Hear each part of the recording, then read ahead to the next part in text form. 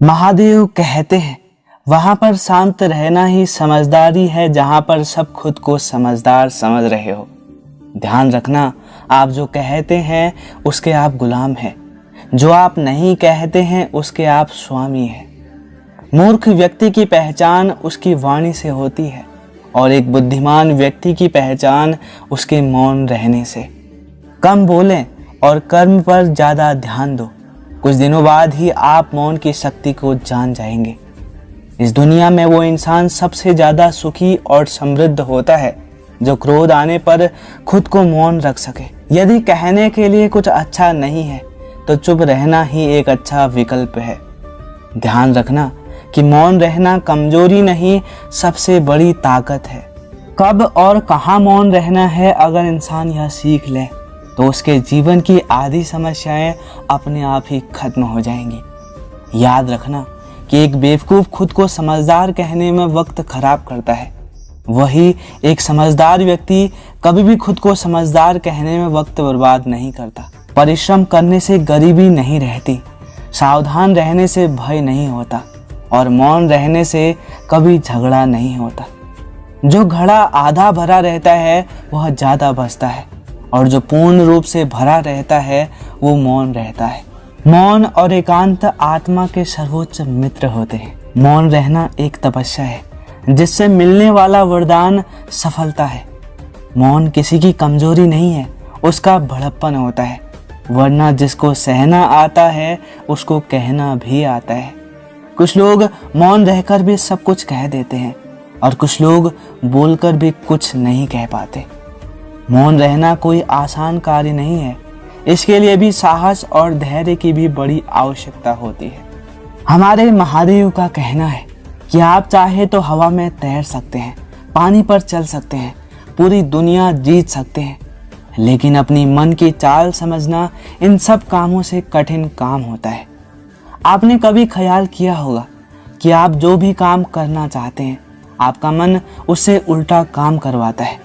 उदाहरण के लिए, अगर आप कोई बुरा काम करना छोड़ना चाहते हैं, आप खुद से दृढ़ निश्चय लेते हैं, लेकिन कुछ समय बाद आपका मन आपको खींचकर वापस उसी बुरे काम के पास लाकर खड़ा कर देता है। और ये बात सिर्फ एक बुरे काम पर लागू नहीं होती, बल्कि हमारे जीवन में, हम सबके जीवन में बहुत सारे ऐसे काम होते हैं, ऐसी आदतें होती हैं जिन्हें हम छोड़ना चाहते हैं, लेकिन हम चाहकर भी उन आदतों को छोड़ नहीं पाते। लेकिन अगर हम प्रयास करके अपने मन के दृष्टा बन जाते हैं, उसके साक्षी बन जाते हैं, तो हम अपने मन की चाल को पकड़ सकते हैं। और अगर एक बार हमें अपने मन की चाल पकड़ में आ जाए तो फिर हम कोई भी आदत छोड़ सकते हैं या फिर इसके विपरीत कोई भी आदत अपना सकते हैं, जैसे कि सुबह सुबह उठने की आदत या फिर कोई भी ऐसा काम जिसे करने में हमें आलस्य आता है, क्योंकि हमारी आदतों के पीछे मूलभूत बिंदु हमारा मन ही होता है और हम उसे ही नज़रअंदाज करके चलते रहते हैं और बाद में पछताने के सिवाय हमारे पास कोई और चारा नहीं बचता। आपको इस छोटी सी कहानी के माध्यम से आपको कुछ ऐसे तरीके पता चलेंगे जिससे कि आप अपने मन की चाल को भली भांति पकड़ सकते हैं, उसको जान सकते हैं, उसका निरीक्षण कर सकते हैं और उसके बाद अपनी आदतों में बदलाव कर सकते हैं। एक बार एक बहुत बोलने वाला शिष्य एक गुरु के आश्रम में शिक्षा ग्रहण करने के लिए आया हुआ था। वो शिष्य अपने गुरुवर की बात कम सुनता था, लेकिन अपनी बात बताने में वो बहुत उत्सुक रहता था। एक दिन गुरुवर ध्यान पर चर्चा कर रहे थे। ध्यान किस प्रकार से किया जाता है और ध्यान का क्या महत्व होता है, इसी पर चर्चा चल रही थी। आसपास के सभी शिष्य मौन होकर अपने गुरुवर की बातों को ध्यान से सुन रहे थे। गुरुवर उनको समझा रहे थे कि आप किसी भी प्रकार का ध्यान करते हो, लेकिन ध्यान की गहराइयों में जाने के लिए आपको अपने मन के अंदर प्रेम जागृत करना होगा। ध्यान करते समय आपको निरंतर अपने मन का निरीक्षण करना होगा कि आपके मन के अंदर किस प्रकार के विचार आते हैं।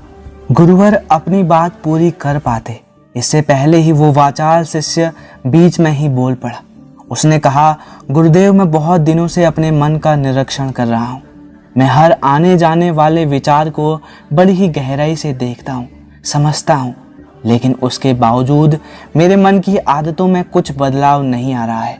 मैं अक्सर सुबह देरी से उठता हूँ और रोज़ मैं यही सोचकर सोता हूँ कि मैं सुबह जल्दी उठूँगा, जल्दी उठकर ध्यान करूँगा, अपने मन का निरीक्षण करूँगा, लेकिन मैं ये कर नहीं पाता हूँ।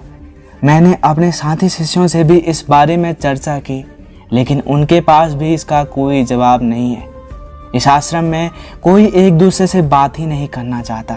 सब लोग चुपचाप रहते हैं, कोई भी चर्चा नहीं होती है। ऐसे में हम अपने मन को कैसे समझ पाएंगे, उसका हम निरीक्षण कैसे कर पाएंगे, जब तक हम अपने मन के विचारों का, अपने मन की आदतों का एक दूसरे के सामने जिक्र नहीं करेंगे, उसकी चर्चा नहीं करेंगे, उस पर बहस नहीं करेंगे, तब तक हम चुप रहकर अपने मन को कैसे समझा पाएंगे। हे गुरुदेव, कृपा करके इन सभी शिष्यों को समझाने की कृपा करें कि कम से कम एक दूसरे से अपने मन की बात साझा तो करें। उसके मन में क्या विचार चलते हैं, ध्यान में उनके अंदर क्या बदलाव आते हैं, वो क्या महसूस करते हैं ध्यान करते वक्त।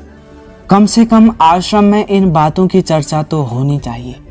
गुरुवर ने उस वाचाल शिष्य से पूछा कि तुम दूसरे के मन की बातों को क्यों जानना चाहते हो, उससे तुम्हारा क्या फायदा होगा? क्या तुम्हें आत्मनिरीक्षण करने के लिए दूसरों के मन के विचार जानना जरूरी है? उनके मन में क्या चलता है, इससे तुम्हारा क्या फायदा होगा? क्या तुम मुझे इस बात का उत्तर दे सकते हो? वाचाल शिष्य ने अपने गुरु से इस प्रकार के उत्तर की अपेक्षा नहीं की थी। उसने सोचा कि बात तो गुरुजी ठीक कह रहे हैं, इससे मेरा क्या फायदा होगा? अगर मैं दूसरे के मन की बात भी जान लूंगा या फिर दूसरों के सामने अपने मन की बात बता भी दूंगा तो उससे मेरा क्या फायदा होगा? क्या मैं अपने मन को समझ पाऊंगा? वो वाचाल शिष्य अपने ही द्वारा किए गए प्रश्न में उलझ चुका था।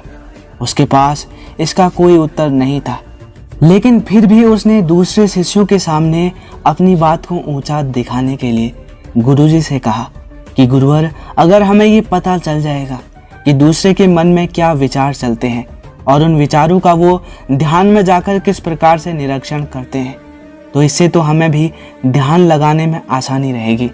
हम भी उसी प्रकार अपने ध्यान में विचार का निरीक्षण कर पाएंगे, अपने मन को समझ पाएंगे।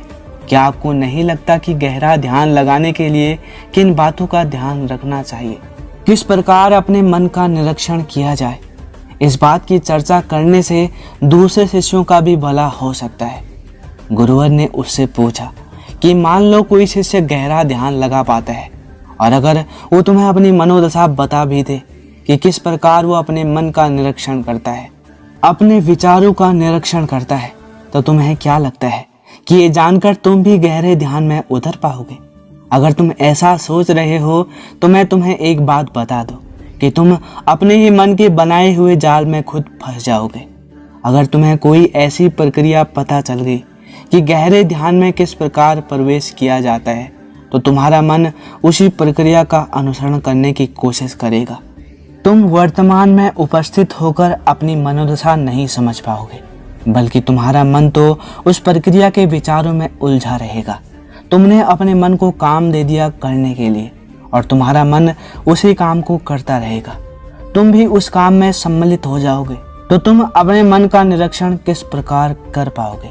क्योंकि तुम तो खुद अपने मन के साथ सम्मिलित हो गए, तुम तो खुद अपने मन के साथ एक हो गए। गुरुवर ने बताया कि तुम अपने मन को तभी समझ सकते हो जब तुम अपने मन से अलग हटकर अपने मन को देख पाओ, अपने मन की चाल को दूर से खड़े होकर समझ पाओ। जिस भी विषय को या जिस भी चीज को तुम्हें समझना हो, तुम्हें उसे अलग होकर देखना होगा। अगर तुम उसके साथ एक हो गए तो तुम उसको कभी नहीं समझ पाओगे, तुम उसके साथ सम्मिलित हो जाओगे। जिस प्रकार तुम अपने विचारों को समझने की कोशिश करते हो, लेकिन विचारों को समझते समझते तुम अपने ही विचारों में खो जाते हो, कभी अनुभव किया है तुमने? शिष्य ने हाँ में सिर हिलाते हुए कहा कि गुरुवर, जब भी मैं अपने विचारों का निरीक्षण करने लगता हूँ तो ऐसा ही होता है, मैं अपने विचारों में खो जाता हूँ। कुछ समय बाद मुझे ध्यान में आता है कि मैं अपने विचारों का निरीक्षण कर रहा था, तो उसके बाद मैं फिर से अपने विचारों का दृष्टा बन जाता हूँ, उसका साक्षी बनने की कोशिश करने लगता हूँ। लेकिन कुछ समय बाद मैं फिर से अपने विचारों के साथ एक हो जाता हूँ। गुरुवर ने सभी शिष्यों को समझाते हुए कहा कि जिस प्रकार एक गुस्से से भरा हुआ आदमी कभी भी अपने गुस्से का निरीक्षण नहीं कर पाता, क्योंकि वो खुद अपने गुस्से के साथ एक हो जाता है। वो अपने गुस्से को ही अपना अस्तित्व मान लेता है और इसीलिए वो कभी नहीं देख पाता कि गुस्सा उसके मन को किस प्रकार प्रभावित कर रहा है, किस प्रकार से गुस्सा उसके मन को दुखी कर रहा है।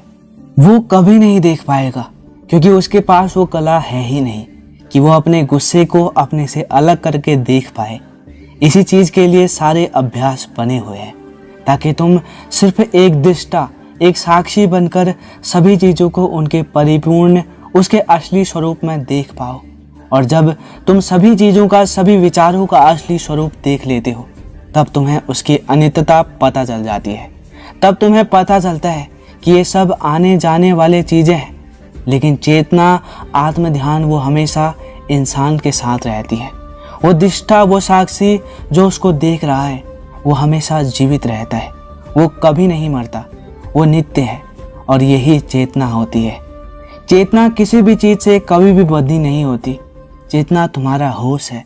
दूसरी चीजों को उनके स्वरूप में देख पाने की कला तुम्हें तुम्हारी चेतना से ही मिलती है। जितनी मजबूत तुम्हारी चेतना होगी, उतने अच्छे तरीके से तुम चीजों से अलग हटकर उसको देख पाने में सक्षम हो पाओगे।